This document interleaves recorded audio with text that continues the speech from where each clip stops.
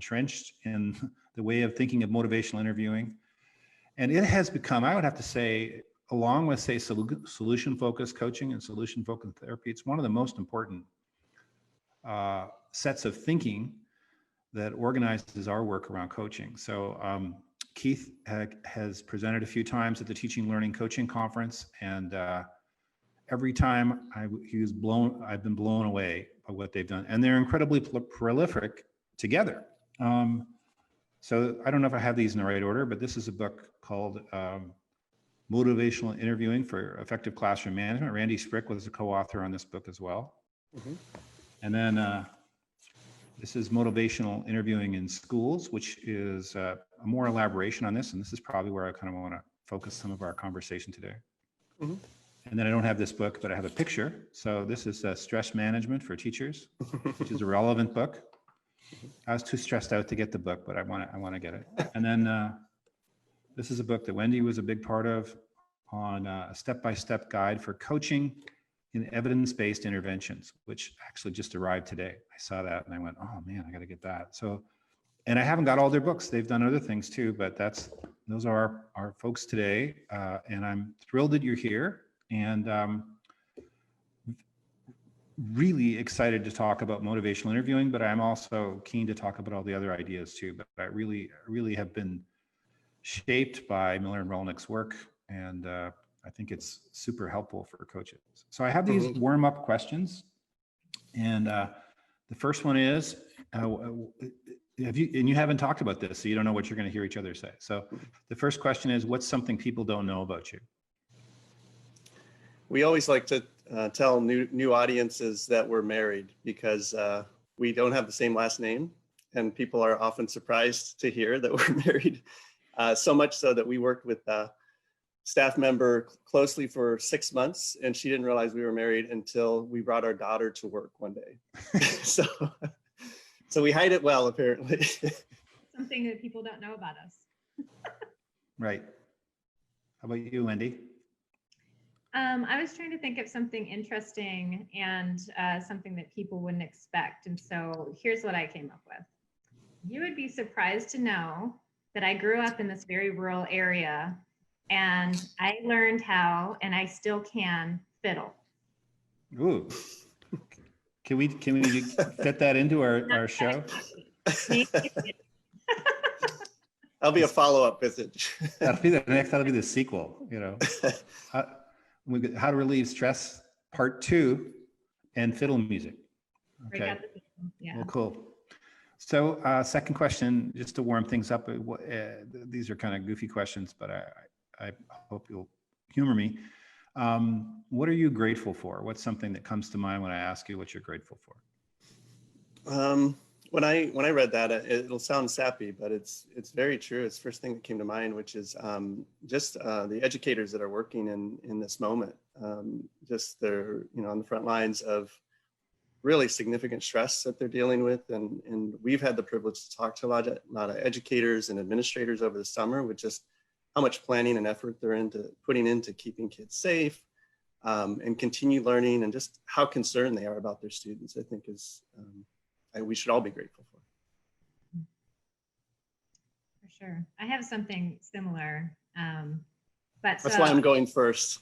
But I think one of the things that I'm really grateful for is one of the reasons we've been so prolific in being able to impact so many schools and teachers and kids is that we work with like amazing people, like all of our teams. So we had a Zoom meeting last Friday, and we have maybe 30 people on the Zoom, and I just look at them all, and they're just so passionate about what they do. They're committed. They are diverse and bring all kinds of perspectives. I'm just really grateful that I get to work with them. Wonderful. Wonderful. So I wanted to do a quick overview of sort of some of the things you've been doing and ask how you got into it, and then maybe dive deeper into the different things. So the first thing is, let's start with motivational interviewing. How did you get involved in motivational interviewing? How did that happen to be? Yeah, I was lucky. I did a postdoctoral training experience at Brown University in Providence. And when I started, they had just gotten a new federal grant to investigate the use of motivational interviewing with teen smokers to try and get them to quit smoking. That was my first experience with it. I had heard of it, but hadn't thought much of it. But the fact that it was being funded by a large federal grant gave legitimacy to it. I started getting into the existing research at that time, and had the privilege to being trained by an expert trainer in MI and supervised. And so I learned it really well, applied to addictions. And then when I finished that training experience, I kind of transitioned my work to focus on schools and kids and teachers. And right when I set foot into that world, it was obvious to me the relevance that this method had for supporting new practices in schools. And so we were just fortunate to be early comers to it, because it's really relevant, as you know, for pretty much any issue where there's ambivalence to change. And that's almost anything, really. Right. Yeah.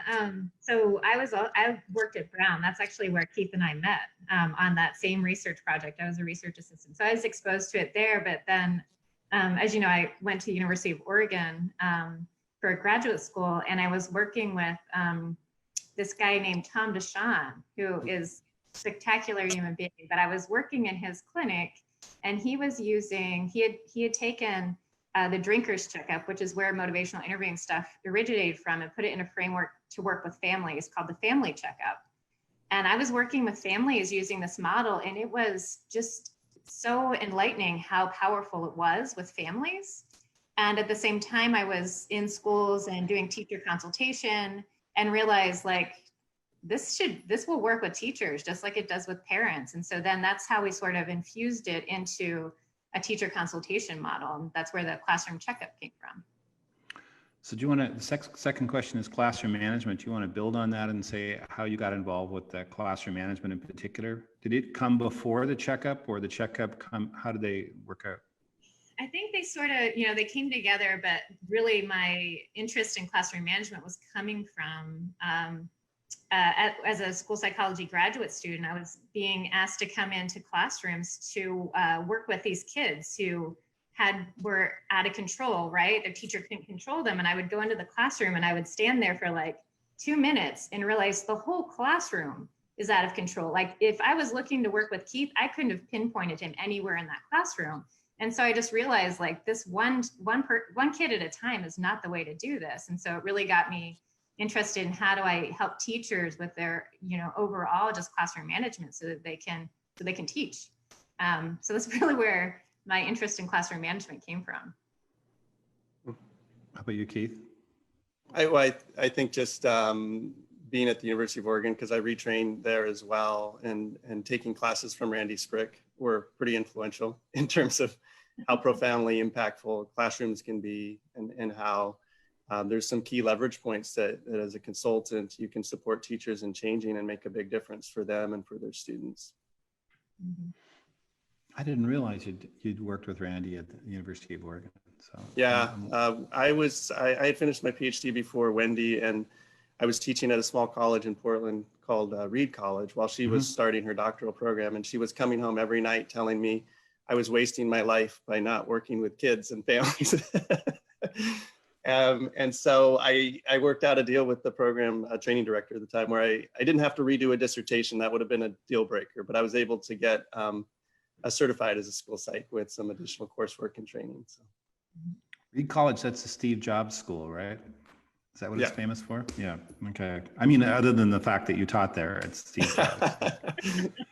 And then how did you get into stress management? Whoever wants to take this question, please go for it. I think we've always been interested in it, but it was one of our first trials that we were running, and it was around a classroom management program called the Incredible Years. And I was one of the lead trainers. And in working with teachers, the bulk of that program is really focused on effective classroom management. But there's other elements to it, focused on working with families. And there's a small piece about stress.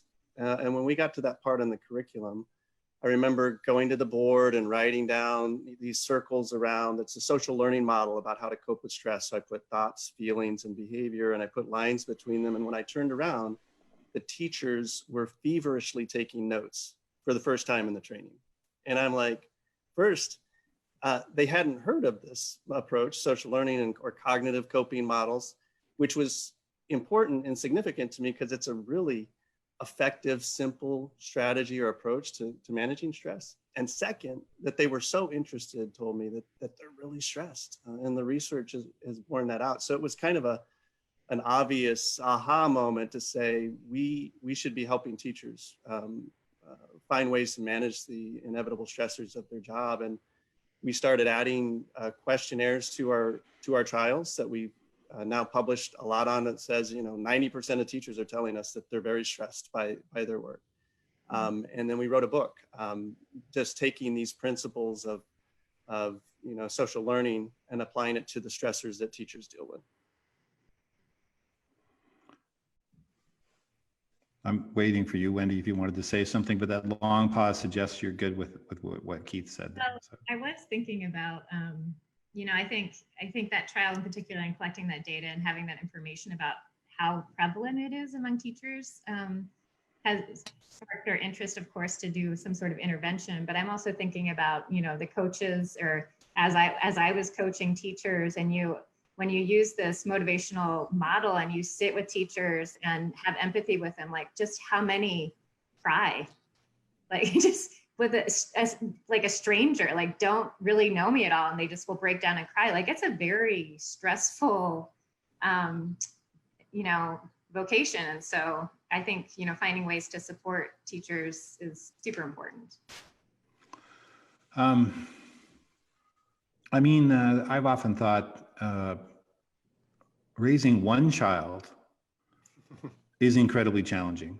Mm-hmm. Well, you've got a whole room full of children all day, and they're all coming from who knows what context. And like if one is really hard, how hard is 25, or however many it might be? And it would seem to me that it just seemed to me when I saw the book, and I'm sorry I didn't keep up on that particular book, but I'm reading it now. I'm going to put it in my new book actually, but it just seems that it's the natural thing. We should be talking about stress if we're going to talk about management of the class. So it just seems like a natural outcome. Intimately interrelated. And we always like to emphasize that the tools that we give teachers, it's this fine balance of wanting to give them strategies to cope with stress that they can manage, while also acknowledging that our systems are often really dysfunctional and they contribute to their stress. So we have to be working on both at the same time. If we're not supporting teachers to provide healthy environments in their work settings, it's probably too much to expect all teachers to just magically be able to cope with what are often very significant stressors that society should be helping them manage. Mm-hmm. And now we find ourselves where we are today, where yes. Stress is going to be like never before. I see us dealing, well, we'll come back to that. We'll come back to my thing. So let's start with motivational interviewing. Whoever wants to start, just what are some of the basic tenets behind it? If you're going to give me sort of a quick summary of motivational interviewing, what would you say are some things you need to know about it? First, that ambivalence to change any behavior is common. It's a human experience. It's normal to both want to change and also know why you don't change. Second, to be helpful to people in moving them towards change. It's most helpful to draw out of them their own reasons for wanting that change to happen. And connecting those reasons to whatever their core values are, because behind our values is really where energy is. And so when we realize that there's a discrepancy between what I really value and believe in and what I'm doing in the world, that creates an opportunity to move past some of that ambivalence and resolve it so that it moves in a healthy direction. And so the main position that you have as a helper or a coach is to ask questions, listen, and pull out of the person what's called change talk, or language that moves them towards why they want something to be different in their life or their teaching or whatever the topic of conversation is. So change talk is things people say that show that they're recognizing the discrepancy between where they are and where they want to be.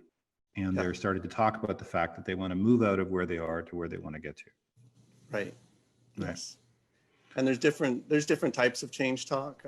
Some language is just around why things would be better if I made this change, how I'm dissatisfied with how things are. But one of the most powerful is just commitment language where someone says, I'm going to do this. I want to do this. This is going to happen. And that type of language is like music to a coach's ear, because that's the language that is one of the best predictors about what people actually will do, is when they start making that level of verbal commitment to do something.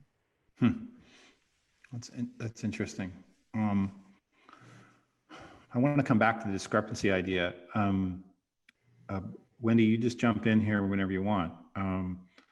But how would you say, how is motivational interviewing, and I'm not really sure that's the right name for it, but it is what it is. But how is it different from other forms of therapy? What distinguishes motivational interviewing from something else?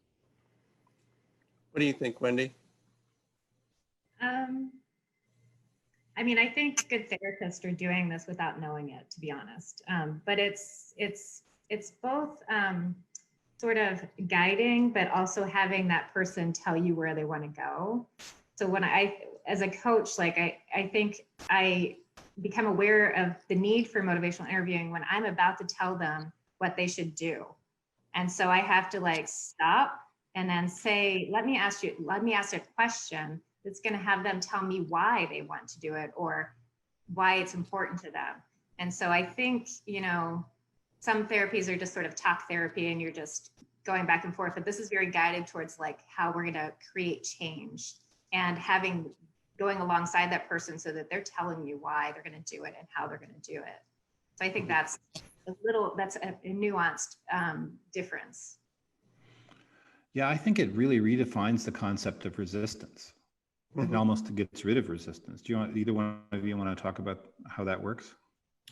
Yeah, I mean, in the most recent book in 2013, I guess, Miller and Rolnick, who developed motivational interviewing, did do away with the term resistance because they felt like it pathologizes what is a normative process, which is just ambivalence, like I've said.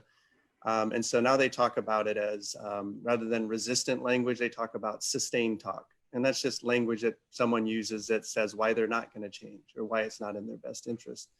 But a big focus of motivational interviewing is really on supporting the autonomy of the person across from you. So as a coach, if you're working with a teacher, you're just trusting that this person has within them wisdom and knowledge and resources to solve their own problems. And what's gotten in the way is sometimes they're not aware of like these discrepancies that would bother them if they had time to confront them. And so you're just trying to sit with a person so that they can realize what some of their strengths and resources are and what they really want to do. I like the way they recast it, and make sure you correct me if I've got this wrong, but moving away from the concept of resistance to misalignment. Like I'm just not lined up with this person, and what I'm trying to do is get in alignment with them. You think I've got that right? Absolutely, yeah. And I think some of that misalignment comes from our own agenda as a coach or a helper. When we look at a teacher or circumstance and we're like, God, if this teacher needs to change this. And sometimes we're right, and maybe long-term we're right, but that person ultimately knows what that next step could be. Maybe that's a long-term step that you see, but maybe the first step is just something small and safe that they're willing to move towards to show that they can be successful. One of the things I found is it's sure a lot easier to figure out what the teacher needs to do when you're watching than when you're teaching. So if you're observing the class, it's like, she should just do these 3 things and it'll solve the problem. But then when you get up and model a lesson, you go, oh, now I see what she's talking about. And to me, I think the only legitimate response to the classroom is a humble response. Yeah, it's so complex.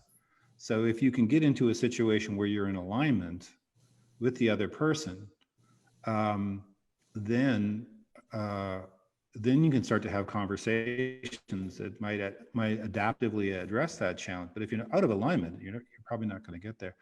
Now, Wendy, when you were creating the classroom checkup, were you looking at helping people become aware of that discrepancy? Was that theoretical framework in your mind as you were creating it, or was it not? I think when we started creating that wasn't a big component to it. But the framework that we use is this a method where it gives you the opportunity to have really what could be difficult discussions with people in a way that seems non-threatening. So I think that's sort of where I started. Like we have tons of instances where coaches are like, man, I have no good feedback to give here. And I'm afraid that if I say this to them, they're just going to get really angry. And then you watch, our coaches would videotape and we'd be doing supervision this way. And you watch the video and you just watch someone be like, yeah, you're right. I do that. And I should do something about it. And it's just, it's amazing. And so it's like they're doing it in that sense, it's getting at that discrepancy, right? Because we use those feedback forms. And we put you in the red for, the big problems. And when that person sees that and realizes that's not what I should be doing, and you're right, I am doing that, and they don't resist it, they want to change it.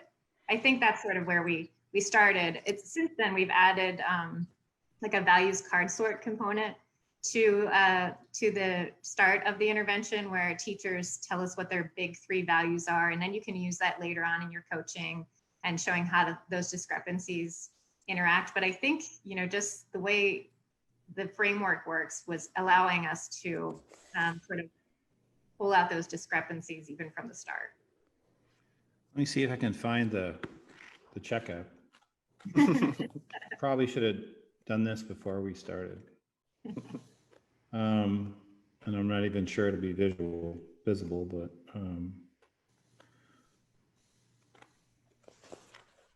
yeah, this is probably not good TV. Any rate,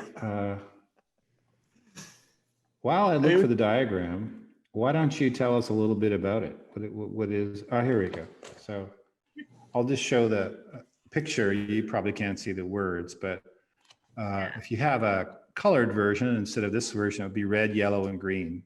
And then, so could you just describe how we use that? And maybe this is an old one and I should hold up the new book. I don't know. Yeah, so I mean, the basic premise of this is that you go into the classroom and you sort of identify these factors that if a teacher were able to change them would have a huge impact on their management. And so doing observations, interviewing the teacher, you collect this data and then you present it on this form that here isn't the color that we use, but it's like a red, yellow, green. And so if you if a teacher's doing something well, they're placed in the green. If it's something they might want to think about working on, it's in the yellow. And if it's in the red, where it's something that they definitely should probably think about, then it's marked in the red. And so that's just how you talk about it as you're going through it. And then you also say to them, as we go through this and we're talking about these things, you let me know if one of these areas is something you want to work on, right? And then we'll come back to it and we'll use this menu of options of what they want to work on. And so it's really them guiding the whole process. Like you give the feedback in this structured way. It's very non-threatening because it's personalized feedback. It's what you've seen. A lot of times it's what they know. They're not surprised. And then they are saying, I want to work on that. Now you may have wanted them to work on praise, but instead they say, I want to work on teaching expectations, but you just go with it, right? Because then you can build from that, this menu of options, things they want to work on. You can then do this individualized intervention that they're going to use in their classroom. So that's sort of the basic premise of that framework. Well, and what I like about it is the data is pretty much objective. So it's not, let me tell you some grows and glows, it's not my opinion. It's just, here's some data. What do you want to do with it? And then the teacher looks at the data and says, I want to work here. Now, I've written a lot about and really believe in the power of video. I think there's some ways in which video could be integrated with this, but what you're doing with that, I think, is creating that discrepancy between here's where I am, here's where I want to go, and that's going to lead to more motivation. So I'm just reminded of how much you've influenced me as we do our work on goal setting. So what are some other ways in which you see motivational interviewing working in schools? How do you see it as in other ways, working in schools? Well, people have certainly tried to apply it with youth, and there's been good studies that have applied, say, even a student checkup. I've seen people call it that, with kids who are at risk for, say, dropping out between the middle school to high school transition and getting supports. The one challenge with applying it to youth is that it's a very heavy language, conversation-based intervention, and so for younger kids who aren't as verbal, or even older kids, you'll need to find other strategies that draw out of them their reasons for wanting to change. That might be a picture, some other way to evoke similar responses. We've used it with parents, because some of the same issues, getting parents to be involved in school, getting them to get services for their child, same principles apply. Wendy mentioned the family checkup, so we do variations of that with families. And we've talked about with administrators too.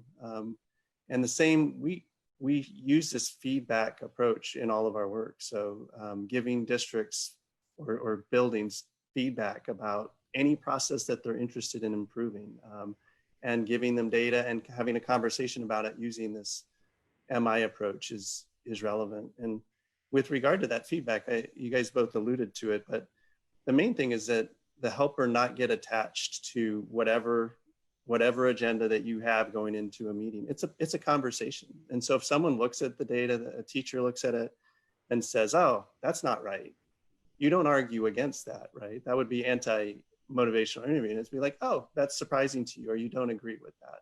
And you have a conversation to see maybe your data was incorrect, or more likely there's a nuanced piece that teacher wants you to understand about their perspective. Mm-hmm. Yeah, I had a thought and I lost it. That's okay. You just interrupt. Go ahead. This large scale project that we do, and it's mostly providing mental health supports in schools, but we train all of our mental health providers in motivational interviewing.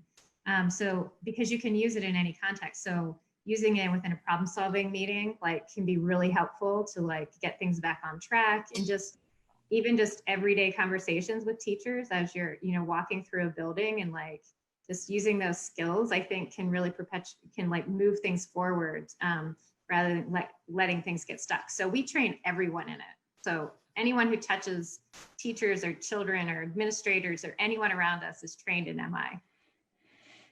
Well, I love the way it honors the knowledge and expertise and the smarts of the person. You honor the person. They're truly equal partners. If anything, maybe they even have more status in the conversation. And I like the idea that we don't take sides. We're not there telling them what to do. We're just, here's what I saw. What do you think? And we position them as a decision maker in the process. It's very similar to what I would call the partnership approach. And what we agree. Absolutely. I think it's, and I think the other side, maybe you see it differently, but I think the other side doesn't work that well. Let me tell you what you did right, and let me tell you 3 things you need to work on, and I'll come back and see if you've done them. That's just deprofessionalizes teaching. I think there's a common sense element of MI that really resonates with people when they get trained in it. There's an aha moment where people are like, oh, God, that makes a lot of sense. I don't like to be told what to do. I usually push back when people give me advice, or so I warn people prior to entering a MI training for the first time that the person that is in the training will be different from the person who walked in. So when they leave, they're going to be different because of it. And so often people are like, wow. And the one other piece of that is that it does seem simple, and it's misleadingly simple, because the ideas, the premise is common sense, but the enactment of it takes some practice and some support in learning to do it effectively. How often, I don't know, I don't want a number here, but how confident are you that people can learn to do it and start doing it? When they can break out of their, I'm talking a lot about it in my head right now. Yeah. Nominal implementation. People do it in name only. We're hiring coaches, but we're not really training them in coaches. Oh, we're doing motivational interviewing, but I still have to tell the teacher what to do. So people, so they do it, but they don't necessarily do it. So I don't know what the question I'm circling around here is, but is this something that people are more likely to get, or do you run up against old paradigms? People have a hard time, or how's that all work out, do you think? Yeah, so Bill Miller has studied this question, and keep in mind that it was originally developed in an addictions context. So, right. But he has studied different ways to train it and what is necessary to get people up to proficiency in a traditional 50-minute therapy hour. And he's found that attending a several-hour training, it changes attitudes. People like it; they want to do more of it. And you can even get a little bit of change on what is called MI consistent behaviors. That's acting in ways that are like using reflective listening, non-judgment, those sorts of things.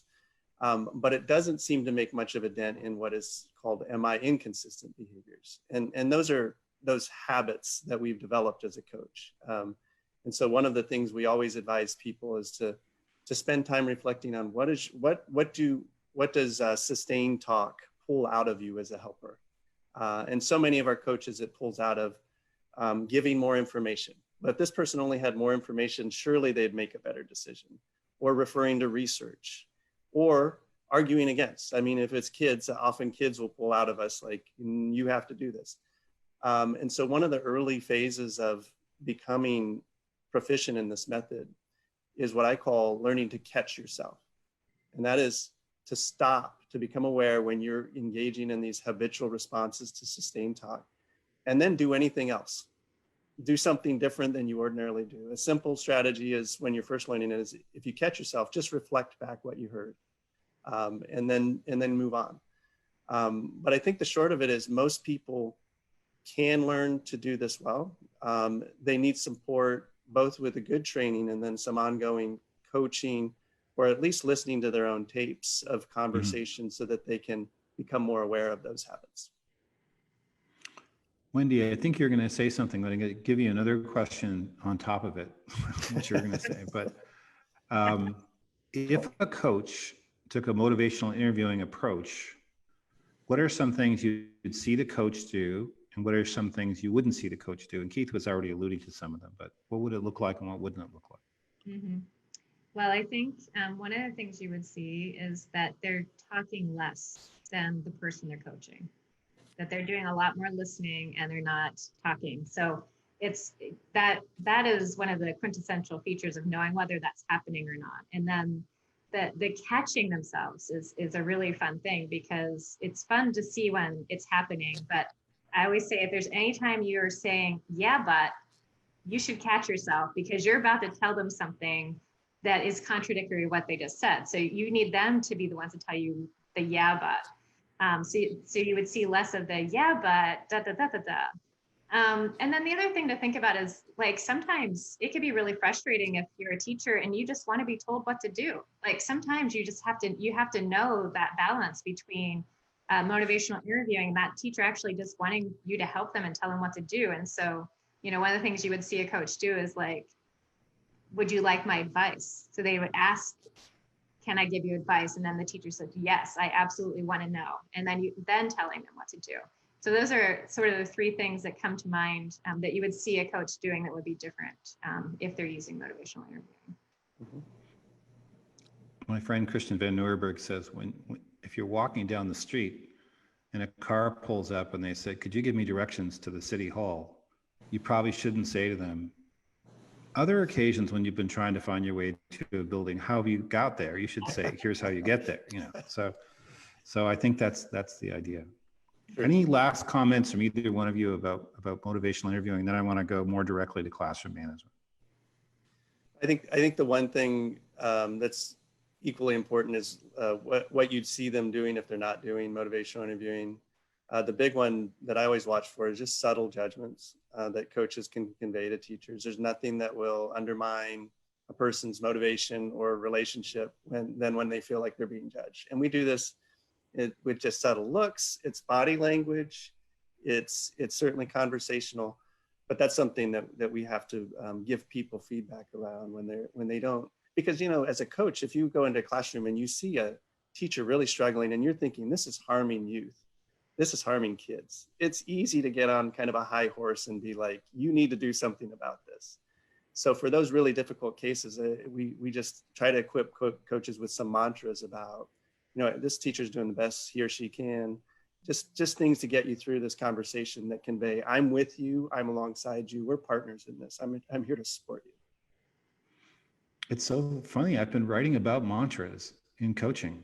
It's Yes. that thinking fast and thinking slow. And like Michelle Harris repeats the phrase, the sweet purity of silence. She says, when I interviewed her, she's a consultant on our team. When I interviewed her, she said, I have to literally bite my tongue not to talk. I'm so keen to, but she just keeps repeating it. And Christian, who I mentioned, who's a wonderful coaching expert, he says, it's not about me. That's his thing. I got to keep turning it back to the other person. Mm-hmm. Classroom management. So we wrote Coaching Classroom Management in partnership with Randy and Tricia Skiles and Lynn Barnes. And then you've written many things. So what would you say what are some of the important variables related to classroom management? I think the big ones that are the things that are observable that, you could give feedback on and teachers could readily change. And so the ones that we focus on a lot is teachers' use of praise, of course, right? So positive attention for appropriate or wanted behaviors. Reprimands, like reprimanding those behaviors that they want to see less of, and sort of the frequency of those and the types of praise they're using. So you could use very behavior specific praise, which is informing all the students in your classroom exactly what you want to see. Or you can use more general praise, just like good job, which, that's still positive attention, but it's not necessarily informing that class what is good about it. So other things we look at are opportunities to respond, which is sort of the frequency that a teacher is asking academic questions to the students, because that will keep them engaged. We look at student engagement. We look at student disruptive behaviors, aggressive behaviors. But those are the big ones because you can see them. You go in and you see it and you can observe it, and then you can give feedback about, when I was in your classroom and I observed these 3 different times, your positive to negative ratio was, 1 to 5, and we really want it to be more like 5 to 1. So giving that kind of subjective or that very objective feedback is what we focus on.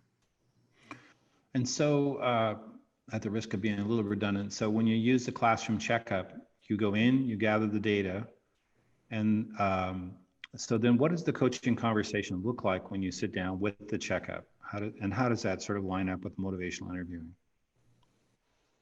Yeah, so before you even collect that data in this model, you do an interview with the teacher, and we call it a getting to know you interview. Okay.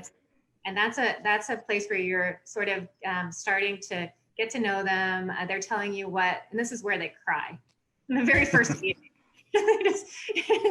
You ask them questions about like, why did you become a teacher? And they start telling you things, and what is your biggest struggle? And so you're really connecting with them. And that's also where we started doing this values card sort. So you already have a ton of information about sort of, why did they become a teacher and what are their greatest values? And then you go in, collect the data, and you bring all of that information into what we call the feedback session, where we do that red, yellow, green form. And one of the things that we always set up from the get-go is that this is their data, that it's not to be shared with anybody else. Like, so the administrators who are all keen on getting that data so they can use it in a punitive fashion, typically, we get rid of that concern right away so that they know that the data that you're gathering is just to inform the feedback session and subsequent interventions. And so the red, yellow, green piece goes through. We walk through that. You have conversations. If something's in the red and the teacher looks surprised, you would say, does that surprise you? And then you can have a conversation about what you saw in the classroom and what they, so it's just really this, like, it's a structured way of giving feedback, but it's very conversational and non-threatening. And that leads into the menu of options, which then they choose 1 or 2 things. They do the goal setting, and then you support their use of those strategies in the classroom. Mm-hmm. Keith, go ahead. Yeah. Yeah, I would add, just to connect back to your earlier question about how many people can learn motivational interviewing. One of the reasons that we've developed this approach, and Tom Deshawn developed it for the family checkup, was to reduce error on the part of the coach. And it's this structure that I think helps many more people be able to implement an MI approach than would be otherwise possible just with MI. Because technically, you don't need any of this feedback in an MI approach. You could, if you're really good at it, you just have a conversation with somebody, and that can move them to change. But a lot of these structures are put in place, and we keep adding them. Like in our checkup form and our interviews, we put little big circles that say, if you haven't summarized, summarize now. Like, because summarizing is an MI strategy. Mm-hmm. So we just try and figure out when people are making mistakes, can we embed little crutches in the system to prompt them to better practice. Now, what do you think is the best book for them to look at to learn more about the classroom checkup and how that works? Probably the best one is the 2011 Motivational Interviewing for Classroom Management. That goes through the whole model and has actually has everything. Tells you how to collect the data, has forms for it. We also have a website that's called, it's literally classroomcheckup.org. This book right here. Yeah, that book right there. And if they wanted to not read a book and they just want to look at the website, which seems to be the new trend, they can go to the classroomcheckup.org. They can sign in as a coach, and they can have access to sort of all the training around, like, here's what the process is, here's how you work with the teacher, and it has all the strategies and has videos, it has everything in there. Have you thought about doing a remote learning version of it? Yeah, and that the website that we developed, it's sort of built in a way. What we did was we tried to make the whole model more transportable by, you can go in and you can learn how to become a classroom checkup coach just by going through the coaching side of our website. And then it helps you, and then teachers can also go there and just access strategies and videos. So we have, like, the thought is that we would have coaches in buildings without expertise using the website alongside teachers. Yeah, we have a National Center for Rural School Mental Health, and it's a 5-year project. We're building an entire platform that will include this classroom checkup website, but it's going to include other virtual learning opportunities for evidence-based practices in schools, including the classroom checkup has been adapted to support teachers and other practices. There's something called Double Check, which is a version that supports teacher implementation of culturally responsive practices. And by the fall, we hope to have that part of the website added too, so that people can access those trainings and that support. It's been applied to help teachers intervene in bullying, to work with students with autism. So it's a really flexible model that can be adapted to a variety of teacher learning contexts. That's going to be wonderful. And I think it's really relevant, given who knows how much time we're going to be doing remote learning. Yes. So people can use that now. And I think that I have been searching for something that looks like assessing culture responsive teaching. So please let me know the moment it comes up, because that'll be really, really super helpful, because I really do believe, people have to get that data to figure out what they're doing. What I'm wondering, my question probably wasn't really clear, but I'm glad I got the answer I got. But could you create a classroom checkup form for remote instruction? So you probably would you still do opportunities, like, I don't know what would go on the form, but that's what I was wondering, is if you've thought about that. Yeah, it's fun. Go ahead, Wendy. Sorry. No. So you're saying having some sort of classroom management. Yeah, let's say I'm teaching a class, you're my coach, and you're going to observe my class. The class is virtual, and it's Zoom, let's say, and you're in my Zoom room watching the class, and you fill in a form. What would go on the form? That's really the question.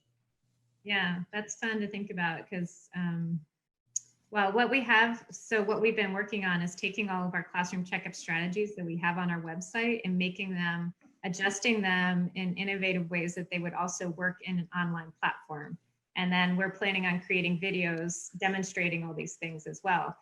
But we did do some observations back in the spring when all schools went online, and the classroom management assessment that we use translates pretty well to online learning. It's a lot of those things, opportunities, praise, reprimands, they all still disruptive behaviors. Right. They all still apply to the online platform.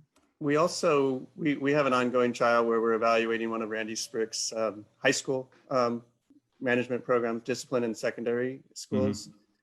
And we asked teachers who had learned like Stoic principles, which are, his guide to what effective classroom management practices were. And they responded that most of the principles adapted well to an online teaching environment, but not surprisingly, the biggest challenges that they had were transition into the class. So they don't have effective strategies for managing student behavior as people are coming online and often at different times, right? They also lack an attention signal, which is interesting. So they need some support in thinking about what's a good attention signal in this environment. And then the other is observing student behavior, not surprisingly, because students can have their phone off, their video off. And so that created a barrier for some of their practices. Yeah, it's interesting times, which leads me to the last part here, which is about stress. So, we kind of chuckled a bit about, this is when we have the conversations where the teachers cry, but it is kind of heartbreaking. I mean, people wouldn't be in tears if it didn't matter so much, and like if I'm doing a job where I don't really care that much, it's probably not going to bring me to tears. Something else will maybe, but if I really care about my kids and I'm not reaching them, that's what gets us there. And I think there's kind of like these four things happening right now simultaneously, where any one of them could bring us to our knees, but we've got four of them happening simultaneously. We've got COVID, we've got the economy, 30 million people unemployed, and that's got far-reaching impact on families of the people we're working with. A good thing is sort of an awakening to racial injustice in the country that is unsettling what's happening.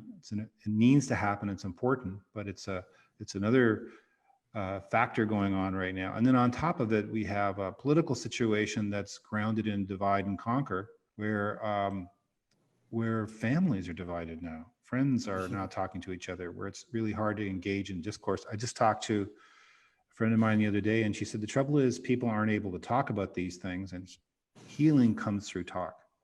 So any one of these things would get us. But now we've got four. And on top of that, I have to teach hybrid, or I'm teaching remotely, right now I'm teaching remotely, but they said October 8th, we might change what we're doing, so you'd have to be almost like miraculous not to be stressed if you're an educator right now. So what's the negative impact stress can have on a person at a time like this? I know we all understand it, but maybe you could just describe some of the things stress could do to you. Yeah, prolonged stress is a precursor for significant mental health concerns. We know that it precedes anxiety and depression. We see high rates of that. I just saw a report out of the CDC that's been monitoring youth mental health concerns, and 50% of girls in high school are now experiencing serious levels of anxiety and depression that are comparable to levels of disorders, which is significantly higher than it would be at other times. And so that's not a surprising outcome. And in the same way, I think that when we get national surveys of teachers and their mental health, we're going to see escalating rates. And so I think getting supports earlier, we know that earlier intervention always works best to intervene before problems become cemented. And so that's the one that I'm most mindful of right now. I'm thinking of some work that we did that looked at teachers' level of stress and coping. and looked at, there's different profiles. So while most teachers are stressed, there are some that are actually coping fairly well. But it's really that combination of high stress and low coping that produces problems. So the teachers who fit that profile in our study actually had lower student achievement and higher levels of disruptive behavior. So there's a clear connection between how well you can teach, right? And how well you can get students to learn academics as well as behavior, and the teacher's level of stress and coping. So those things are really important to connect the dots to, because you're stressed, you're not doing the best that you can in your job. The more you're struggling with behavior, the more you're going to have stress. Absolutely. Cycle. So what are some things you can do to cope? What are some simple coping strategies? You've got a list in your book in one of your chapters, but what are a few of the, you'd say, effective coping strategies for dealing with stress? I mean, especially during this time, I think just having the foundational pieces are the most important. We know that the reason that traumatic events, like all the circumstances you described, one of the reasons they're so damaging to us is because they disrupt our routines. When we get out of routines, when we lose structure and predictability, and it just escalates because of all the unpredictability around us, it becomes a cycle. And so as much as possible, if teachers in the classroom and in their own lives can find either new routines or sustain ones that they had previously, it's good for them. And it's so important for kids, because that's what kids respond to, is if they know that teachers feel out of control or their parents feel out of control, they mimic that. I mean, that's what they experience as well. So I think there's a lot of strategies, but if there was one, that's the foundation for everything else in this moment. Mm-hmm. Yeah, I think the one I'm thinking of is like, you just have to give yourself a break too. There's a lot going on, and you have to know that, like, you can't be perfect. I know in some of the interviews we did with teachers, that was one of the things that they were struggling with, is trying to still be that perfect teacher in this online platform with everything going on, and spending hours and hours preparing for that. And sometimes you just have to say you're doing the best you can, and be okay with not being perfect like they thought they were when they were in the classroom. Yeah, that goes along with the teacher coping model that we write about, which is really, if you want to reduce your stress or anxiety or depression, any negative mood, you really have only two things that you have control over, which is what you're doing and how you're thinking about events in your life. And so if you want to change a behavior, exercise more, be more assertive, if it's something you can control with a behavior, then that's one option. But if it feels like you don't have control over it, then your only other option is to first off figure out what you're thinking about, the types of things that Wendy is saying. Sometimes we just feel stressed, but we're not aware of the thoughts. And so if a thought is, I'm letting everyone down, all my kids are going to develop mental health concerns, I'm going to struggle, all these negative self-talk, you got to first become aware of it and then figure out, is it helpful for me to think that way? Is there some other way that's more accurate, that's more gentle to me, that's probably going to get me to have a better emotional outcome? So that's really what you're balancing as you're trying to manage stress, is what behaviors can I change, and what thoughts are interfering with my level of happiness and productivity. Putting the gap between stimulus and response. Mm-hmm. Now you're talking like a behaviorist, Jim. It's a little bit of you guys rubbed off on me. How do you think we should, either one of you who wants to answer this, how do you think we should deal with social media? It seems like there's an awful lot of evidence that looking at Facebook and looking at Twitter is going to bum you out almost every time. What you got any ideas about that? Yeah, I mean, that's an interesting one. It does make sense for all of us really to sort of limit our access to that, because there have been some studies that have shown, like, people who spend more time on that feel more lonely and more depressed. And I mean, a lot of that goes back to what you're thinking about, and how what you're seeing on social media makes you think more negatively about yourself. And yeah, you need to have access to more of those, like, positive app companies, and less to Facebook and Twitter and all those accounts. But Yeah, I think if you're on social media, if you're engaging in conversation either on social media or in person or over Zoom, where it's perpetually negative, where you're co-ruminating about something bad, that's going to have a negative effect on your mood. And so limiting your exposure to that type of negativity, both by limiting looking at social media, but also deciding if I'm engaging in a negative conversation, it should be about finding a solution to the problem, or else it's probably not doing you very, very much good. Yeah, because we pick up emotion the way we pick up, for lack of better terms, a cold or a virus. Absolutely. We were infected by people's negative emotions, and it's understandable that people would have negative emotions now. But yeah, it makes it makes it harder for everybody as we work this through. At the same time, you want to be there for your friends and say, that's a good point. I mean, it's alluring because when we co-ruminate, it can feel like a bond with other people. And so it is a balance between not rejecting, like if someone wants to talk about it, you can listen and reflect. But if you're feeling, it's about monitoring your own emotion. If you're feeling like I'm being held down by these perpetual conversations, that's just a signal that maybe I'm doing too much of that. I need to shift to balance it with some more positive interactions and conversations. So you've alluded to this quite a bit, but could you say a bit more about what you mean by adaptive thinking in stress?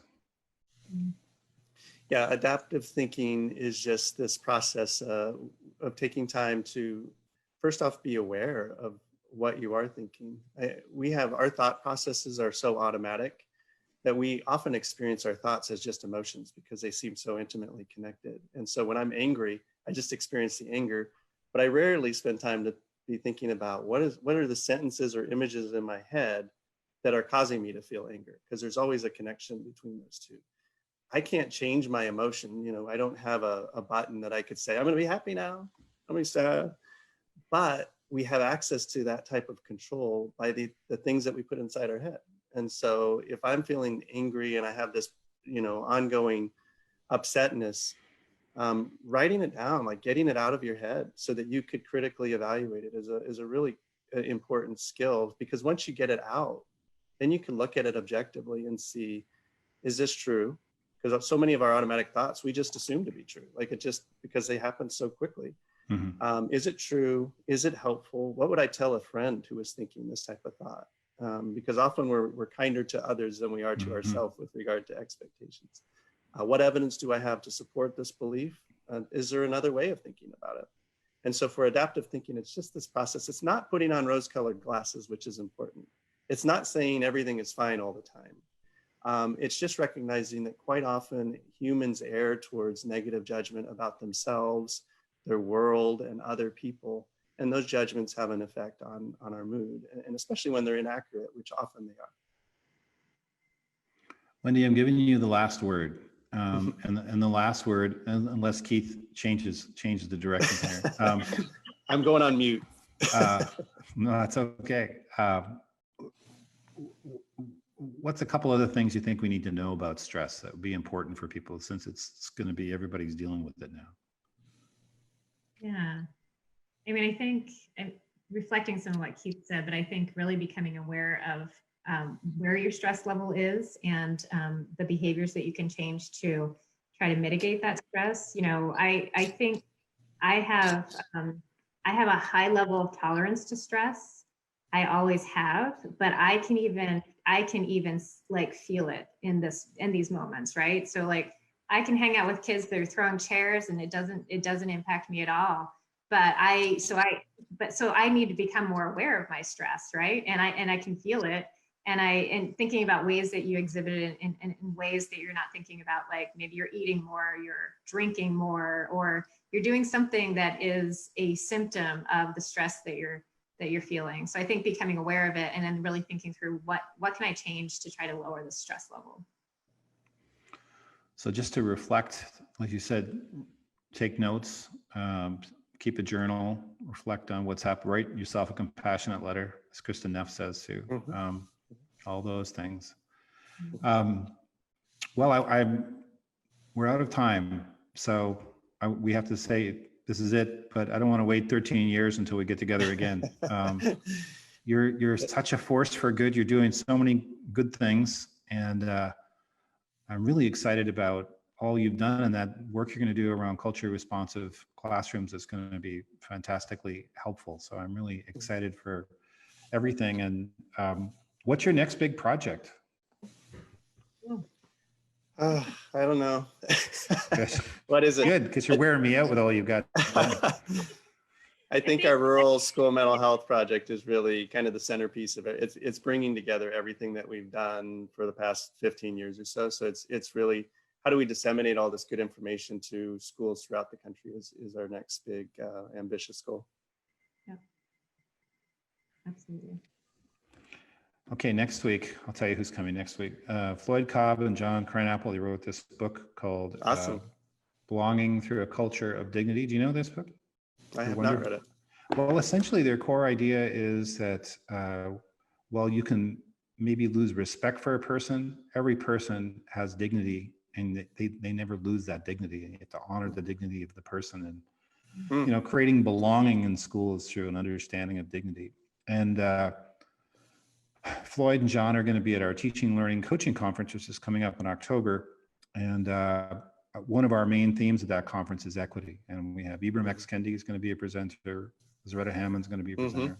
They're going to be a presenter. Natasha Sistrunk Robinson. So it's a key theme. And so I'm looking forward to that conversation, but I'm extremely grateful to both of you. And it's wonderful to catch up. So yeah, it's been awesome. Thanks, Jim. Hope we'll talk again soon. Yeah. Thanks. All right. Take care. Thanks. Bye. Bye-bye.